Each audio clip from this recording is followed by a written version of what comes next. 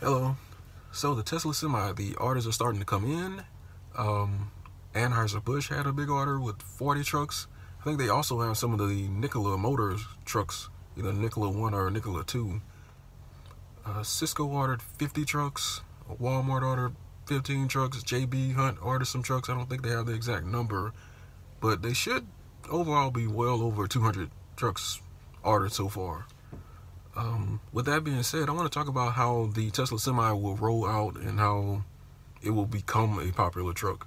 I think I may have given off the wrong idea, and I think some people think that day one is going to be the perfect truck for a long haul owner-operator to have on their own.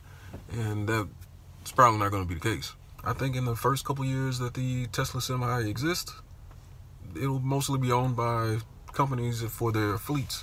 A couple main reasons. First of all, the companies that have these fleets, they purchase the majority of the new trucks that are sold. A lot of owner operators are purchasing used vehicles just because they're just a better value in most situations. Used trucks are a lot cheaper. Usually reliability isn't a problem. Some truckers prefer to go find the older trucks that don't have the emissions things to deal with because that's not really popular. Yeah, but most of the new trucks are purchased by fleets. I don't know of any fleets that purchase used trucks.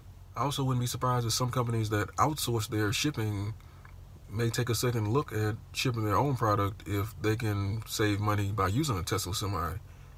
If they're shipping with a company that uses diesel trucks, they might be able to beat that company's prices by using their own trucks. And if the Tesla Semi truly doesn't have the maintenance issues that a lot of diesel trucks have, especially with the emissions requirements, then not having that headache might make it worthwhile for some companies to get into shipping of their own stuff. I think the main companies that you'll see ordering the Tesla Semi will be companies with significant amounts of routes under 200 miles.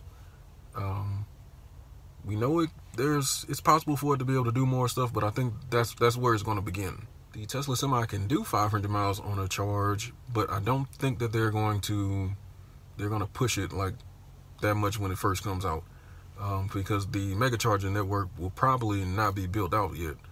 The supercharger network for the cars wasn't built out. Well, the first ones wasn't built until months after the first Tesla Model S's were sold. I think in the first year or so, pretty much all of the Tesla Semis on the road are going to charge overnight at a home location or charge during the day whenever the truck isn't being used, and it'll go out to a delivery and it'll come back. So basically, I think a lot of companies are going to use the Tesla Semi to take care of their shortest routes when they first get them. Those routes also just happen to be the least efficient routes when you're using a diesel truck, because they use 7.5 mpg in the presentation, but you don't average 7.5 miles per gallon in a truck when you're just doing little short runs. You may get 6. For the Megacharger network, I don't think it's going to be nationwide day one, anything like that, but I do think they'll start to strategically place them as needed. And as companies have Megachargers built in the area where they're operating the Tesla Semis, then the way they use the Tesla Semi will change. I think as the Megacharger network is built out, more owner-operators will become more interested, especially owner-operators who aren't just all over the country. Maybe owner-operators who have set themselves up in a more regional type of thing.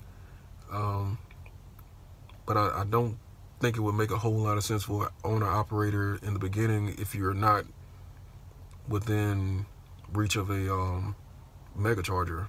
But I think as time goes by, there'll be more used Tesla Semis on the market, because some companies that buy new trucks for their fleets, they don't really keep them very long. And some of those companies even explicitly advertise to drivers that, hey, we have new trucks at our company. And drivers who read the pages will know what I'm talking about. I am really curious about how long these companies are going to keep the Tesla Semi.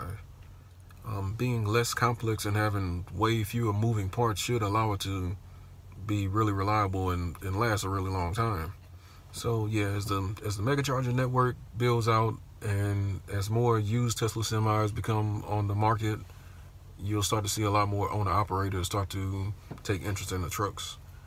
And I was looking at the map of the United States, and I was wondering just how many they'll have to make for it to be realistic to use the truck over the road. So I made plots on the map every 350 to 400 miles apart, just to get an idea of what they would have to do to have a good Megacharger network that will be useful for truck drivers. So I came up with 52 locations.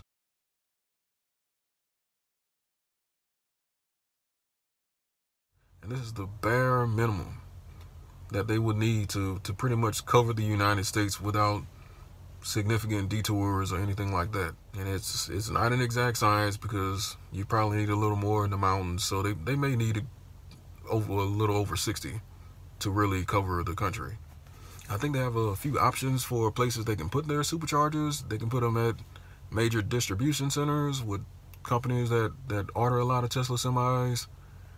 They could put them at truck stops, ones that have room to spare, because all of them don't have the room and they may not be willing to give up any spaces. I also think that it may be likely that Tesla opens up their own spot similar to the large supercharger locations. They have the little rest area and place for you to relax. I think it might be something like that, where they have their own truckers lounge. And I think at that point, Tesla will be the one making money off truck drivers selling overpriced snacks. I also think since these trucks will be, I also think that because these trucks will be used for business and you can't have long lines of people waiting to charge, I think this may be the first time we see the automatic snake charger get brought into use. I think it would be pretty bad to regularly have long lines of Teslas semis waiting to charge because people forgot to unplug and move their truck and they're nowhere to be found and everyone's just waiting to charge. That being said, I don't think the Tesla semi will have the density issues that the Model S and Model X have.